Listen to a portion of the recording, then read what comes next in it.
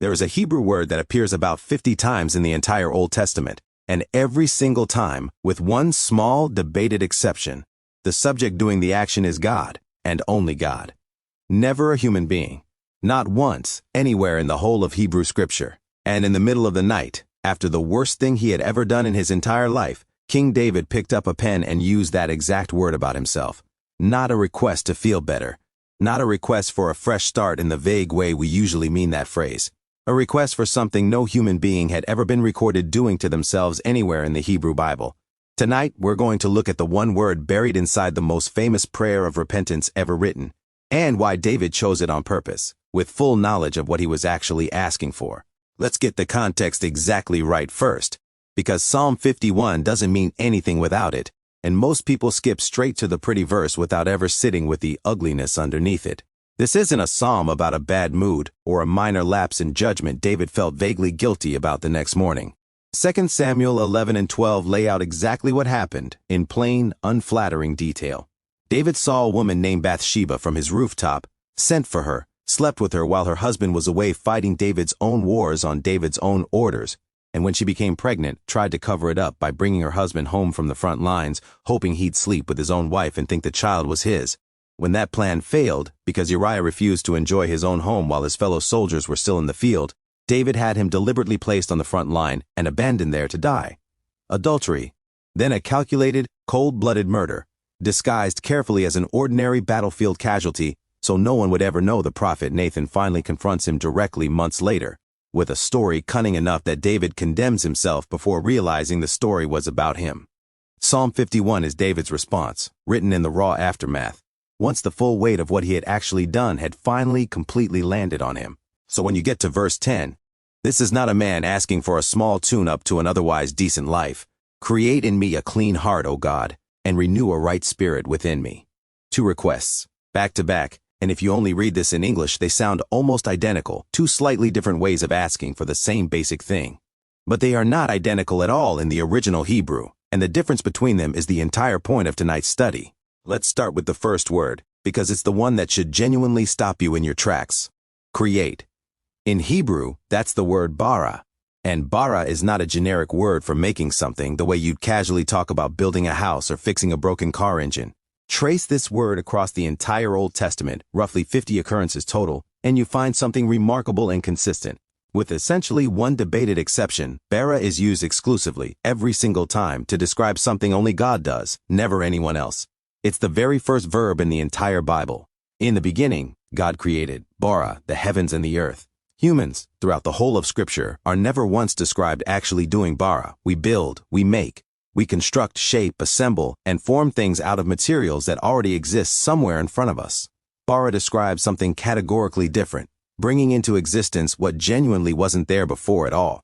Out of nothing, an act of pure origination that belongs to God's authority alone, exclusively, without exception granted to anyone else. So think carefully about what David is actually asking for when he deliberately reaches for this specific word instead of any of the other options available to him. He does not say, fix my heart. He does not say, help me do better next time, or give me the willpower to make better choices going forward from here. Those would have been reasonable, humble, ordinary things to ask for. Instead, David reaches for the one verb in the entire Hebrew language reserved exclusively for God's own creative power, and points it directly, deliberately, at his own heart. He is telling God, in the most precise language available to him in his entire vocabulary, that what happened inside him cannot simply be repaired. It has to be started over completely, from nothing, the exact same way the heavens and the earth themselves once had to be started from nothing at the beginning of everything. David is not asking for an upgrade to what's already there. He's asking for an act of creation, full stop. And here's a detail worth sitting with honestly for a moment.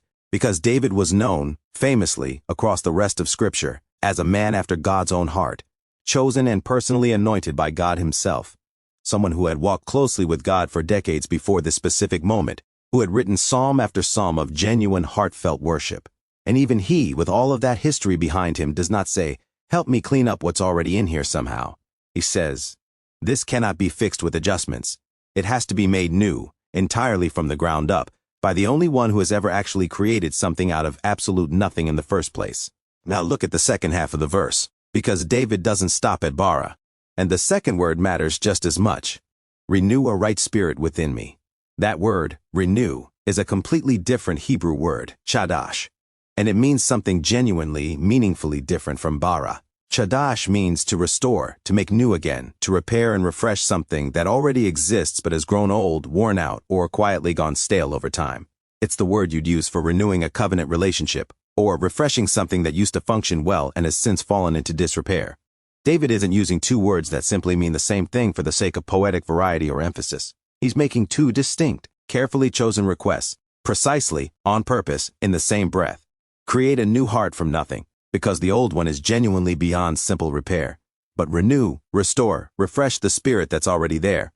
The will, the steadfastness, the part of him that can actually be brought back to life rather than replaced entirely from scratch. One request is for something that has to start completely over. The other is for something broken down that can genuinely be restored to working order. David knew the difference intimately and chose his words with real, deliberate precision to describe both needs accurately. There's a third word in this same verse worth knowing too, because it adds another layer most readers miss entirely. Clean. In Hebrew, tahor, the exact word used throughout the Old Testament law for ceremonial purity, the word describing an animal fit to be offered to God, something entirely without contamination or hidden defect. David isn't simply asking for a heart that feels a little better about itself. He's asking for the kind of purity that could actually stand in God's presence without shame. The specific standard used for things set apart for sacred use. Not mostly clean. Not clean enough to get by. Tahor, the real thing. This matters enormously for how you understand what David actually believed about sin and about himself in this exact raw moment. He does not treat his own heart as something he can simply talk himself back into shape through sheer determination and better decisions going forward from tonight. In Hebrew thought, the heart, lev, was never primarily about emotion the way we casually use the word today, in greeting cards and love songs. It meant the whole inner person, the will, the intellect, the actual seat of decision-making itself, the real control center behind every single choice a person ever makes. When David says his heart needs to be created, not fixed, he's saying the very machinery that produces his choices had become so compromised, so thoroughly corrupted, that no internal adjustment could actually reach down far enough to address it. Only something entirely new, made by the one being who can genuinely make something from absolute nothing, could actually address what was actually wrong at the root. Here's why this matters for you tonight, whatever specific thing actually brought you to this particular video this evening. Maybe you've spent years quietly trying to talk yourself into being a better version of yourself through sheer effort alone. More discipline, more willpower, a better system, a fresh set of resolutions each January that quietly, predictably collapse again by February without fail. And maybe, somewhere underneath all that exhausting effort, there's a real, honest suspicion you've never said out loud to anyone, that the problem isn't really about effort at all, that something at the actual root needs to genuinely change in a way you simply cannot reach on your own, no matter how hard you try, or how sincerely you mean it this particular time. David, a man who had walked with God for decades, who had written half the Psalms with his own hand, who had been personally called a man after God's own heart, reached that exact same humbling conclusion about himself after his very worst moment. He didn't ask God to help him try harder next time. He asked God to create something that genuinely wasn't there before. I want to leave you with something to actually sit with tonight, quietly, before you close this video and move on with your evening. The next time you feel that particular kind of exhaustion, the one that comes specifically from trying to fix yourself through willpower alone for the 100th time this year, remember David's actual deliberate word choice in this exact verse. Not, help me improve, create in me. That's not a request for self-improvement dressed up in spiritual language. It's a request for something closer to resurrection, spoken by a man honest enough to know the real difference between the two options, and desperate enough, finally, to actually ask for the harder one out loud. So here's my honest question for you tonight. Have you been quietly asking God to simply help you fix yourself, when what you actually need, the way David finally did, is to ask him to create something entirely new in you instead? Tell me in the comments. I read every single one, and I think about the people who write them long after I've actually read them. If this gave you a fuller, more honest way to pray through whatever you're actually carrying tonight, send it to someone who's been quietly exhausting themselves trying to self-improve their way out of something only God can actually recreate from nothing. Subscribe, because every week on this channel we go past the surface, into the original languages, into what the scriptures have actually been saying the whole time, Underneath the familiar verses we've heard read aloud 100 times without ever really examining them, David couldn't fix it. He knew, finally, that he couldn't. So he asked for the one thing only God has ever actually done since the very beginning. Walk close and ask for the heart of prayer tonight. God bless you.